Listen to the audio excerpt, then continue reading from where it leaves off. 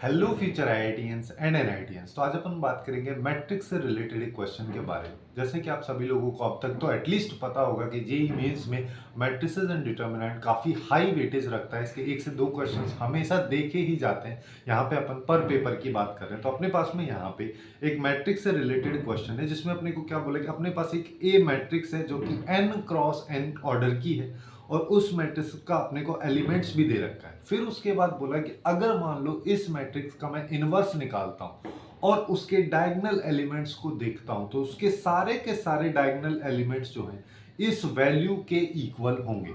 अगर ऐसा होता है, जहां पे एन जो है वो मैट्रिक्स के ऑर्डर के बारे में बात हो रही है, जहां पे अगर ऐसा होता है तो उसके बाद अपने पास जो अल्फा और बीटा की वैल्यूज है उनके सम का क्यूब अपने को बताना है कि ये वैल्यू क्या होगी। अब इस तरीके के क्वेश्चंस को अपन कैसे सॉल्व करेंगे, देखो यहाँ पे एक तो स्टैंडर्ड तरीका ये वाला हो सकता है कि यहाँ पे n क्रॉस n का सीधा सा मैट्रिक्स ले लो और फिर इसको सॉल्व करते हो चलो। लेकिन उससे क्या है कि यहाँ पे सिचुएशन काफी ज्यादा कॉम्प्लिकेटेड हो जाएगी, तो अपन एकदम इजी अप्रोच से इस क्वेश्चन को सॉल्व करने की कोशिश करेंगे। सबसे पहले हम यहाँ पे क्या लिख सकते हैं, n इक्वल टू 2 ले लो। मेरे को अल्टीमेटली अल्फा और बीटा की वैल्यू निकालनी है, तो n इक्वल टू 2 जैसे ही मैं लेता हूं तो मेरे पास एक मैट्रिक्स आएगा। अब यहाँ पे एलिमेंट्स क्या होंगे, a11 12, यहाँ पे हो जाएगा a21 और 22। अब क्या बोल रहा है यहाँ पे, देखो इस मैट्रिक्स के सारे सारे एलिमेंट्स दे रखे हैं। कैसे दे रखे हैं, यहाँ पे बोला है कि जब i और j की वैल्यू इक्वल है, जिसका मतलब इन एलिमेंट्स की बात कर रहा है जो कि एक्चुअली में इस मैट्रिक्स के डायगोनल एलिमेंट्स हैं। तो ये सब जीरो हैं, तो डायगोनल एलिमेंट्स को जीरो कर दो। उसके अलावा जो नॉन डायगोनल एलिमेंट्स हैं उन सब की वैल्यू अपने पास में 1 है। तो अपने पास में ये एक मैट्रिक्स निकल के आ रही है, ठीक है।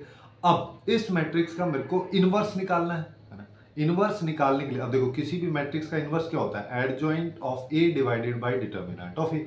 अब यहां से पहले इसका डिटर्मिनेंट निकाल लो। डिटर्मिनेंट अगर मान लो मैं इस मैट्रिक्स का निकालता हूं तो मेरे पास हो जाएगा 0 -1, तो अपने पास -1 इसका डिटर्मिनेंट की वैल्यू आ रही है। अब इसका एडजॉइंट निकालो। एडजॉइंट इसका क्या हो जाएगा, 2 क्रॉस 2 का एडजॉइंट निकालना तो काफी सिंपल है। केवल यहाँ पे कोफैक्टर्स को ही देखना है, इधर वाले को यहाँ पे नेगेटिव साइन से मल्टीप्लाई करते हुए लिखना है और इधर वाले को बस केवल अपने को इंटरचेंज कर देना। तो यहाँ पे 0 आ जाएगा, यहाँ पे भी 0 आएगा, यहाँ पे -1 और यहाँ पे -1। इस तरीके से अपने पास में वैल्यूज इसकी आ जाएंगी। तो फाइनली अगर मान लो मैं यहाँ पे ए इनवर्स के बारे में बात करूं तो ए इनवर्स क्या हो जाएगा, अब -1 से 1/-1 अपने को करना पड़ेगा यहाँ पे, क्योंकि यहाँ पे ये डिटर्मिनेंट ऑफ ए की वैल्यू -1 आ रही है। तो यहाँ पे है 0 -1 और 0। तो अपने पास में अल्टीमेटली यहाँ से आ रहा है 0 1 1 0। ये अपने पास ए इनवर्स आ रहा है। अब इस ए इनवर्स का अपने को क्या करना है, अब क्या बोला है, इसके डायगोनल एलिमेंट्स जो है हमेशा इसके इक्वल होंगे, ये जो वैल्यू दे रखी है, यानी कि अल्फा माइनस एन की वैल्यू अभी अपन ने 2 लिया है, तो alpha -2 divided by 2 minus beta ये डायगोनल एलिमेंट्स के इक्वल होगा। दोनों डायगोनल एलिमेंट्स की जो वैल्यू है वो 0 है, जिसका मतलब ये वैल्यू 0 की इक्वल होगी। जब ये वैल्यू 0 के इक्वल होगी तो अपन यहाँ पे बोल सकते हैं ना कि इसका जो न्यूमरेटर है इसको 0 होना पड़ेगा, जिसका मतलब अल्फा की वैल्यू अपने पास यहाँ से आ गई 2। अब एक वैल्यू तो आ गई अल्फा की, अब दूसरी वैल्यू चाहिए मेरे को। दूसरी वैल्यू अपने बीटा की है। बीटा की दूसरी वैल्यू निकालने के लिए मैं यहाँ पे क्या कर सकता हूँ, अब एन की वैल्यू को 3 ले लो। एन की वैल्यू को अगर मैं 3 लेता हूं तो जैसे कि अभी अपन ने पिछला वाला मैट्रिक्स लिखा, यहाँ पे डायगोनल एलिमेंट्स को 0 कर दो, उसके अलावा बाकी सारे एलिमेंट्स को 1 कर देना। तो यहाँ पे 0 0 और 0 हो जाएगा और यहाँ पे 1 आ जाएगा, यहाँ पे 1 आएगा, यहाँ पे 1 1 1 1। इस तरीके से अपने पास में एक मैट्रिक्स आ जाएगी। अब इसका डिटर्मिनेंट भी और पहले से अपन निकाल लेते हैं। इसका डिटर्मिनेंट निकालोगे, 0 के साथ खोलोगे तो 0 हो जाएगा, उसका कोई मतलब ही नहीं है। पहले -1 से ले लेते हैं। फर्स्ट रो के रेस्पेक्ट में मैं यहाँ पे खोल दे रहा हूँ, है ना। -1 आएगा, -1 के साथ मल्टीप्लाई करोगे यहाँ पे तो ये हो जाएगा 0 -1, फिर +1 के साथ खोलोगे तो ये हो जाएगा 1 - 0।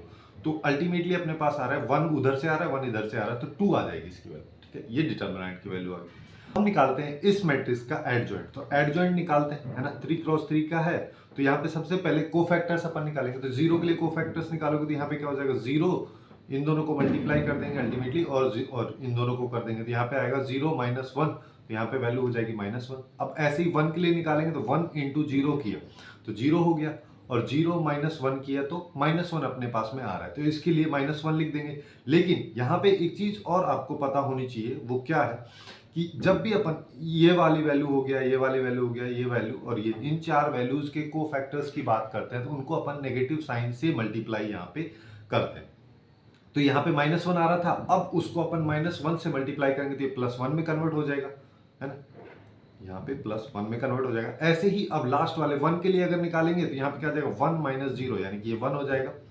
सिमिलरली अगर मैं 1 के लिए इसके लिए निकालता हूँ तो यहाँ पे -1 आएगा और उसको माइनस से मल्टीप्लाई करेंगे तो ये 1 हो जाएगा। यहाँ पे फिर -1 आएगा, यहाँ पे 1 आ जाएगा। मतलब सेम पैटर्न अपने पास में बनेगा कि यहाँ पे केवल डायगोनल एलिमेंट्स की वैल्यू -1 में होगी, बाकी सारे 1 में होंगे। अपने पास ये वाली वैल्यूज आ चुकी हैं।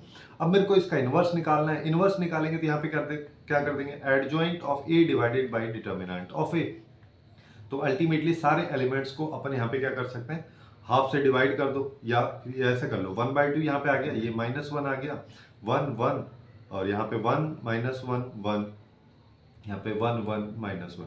अब यहाँ पे अपन क्या बोल सकते हैं कि अब डायगोनल एलिमेंट्स को अगर तुम देखोगे, देखो आगे लिखने की जरूरत भी नहीं है, अपन सीधा यहीं से कर सकते हैं। डायगोनल एलिमेंट्स की अगर वैल्यू यहाँ से मैं देखता हूँ तो मेरे पास आएगी -1/2। अब अपन से क्या बोल रहा है कि ये वाली वैल्यू जो है डायगोनल एलिमेंट्स की वैल्यू के इक्वल होगी, तो इस वैल्यू को इक्वल कर देते हैं, जिसका मतलब अल्फा माइनस, अब n की वैल्यू 3 अपन ने ली है और यहाँ पे आ जाएगा 3 - बीटा इक्वल टू -1/2। और क्या बोला है, और यहाँ पे अल्फा की वैल्यू ऑलरेडी अपन निकाल चुके हैं जो कि 2 आ रही थी, तो उसको यहाँ पे रख दो, 2 - 3 divide by 3 - beta equal to -1/2। तो यहाँ से डायरेक्टली अपन बोल सकते हैं कि 3 - बीटा इक्वल टू 2 होगा, यानी कि बीटा इक्वल टू 1 आ जाएगा। तो बीटा अल्फा की वैल्यू 2 थी और बीटा की वैल्यू 1 आ गई है, तो 2 + 1 का क्यूब यानी कि 27, जो कि इस क्वेश्चन का करेक्ट आंसर होगा, हमारे पास में आ जाएगा। तो कुछ इस तरीके से ही इस टाइप के कॉम्प्लिकेटेड क्वेश्चंस को अपन इजी अप्रोच से सॉल्व कर सकते हैं। इसी टाइप के और क्वेश्चंस देखने के लिए आप लोग लेफ्ट साइड में जो प्लेलिस्ट दी गई है वहां से जाके चेकआउट कर सकते हैं। सो आज के लिए बस इतना ही। Hopefully you guys find it useful, and if you find it useful then please do like, share and subscribe.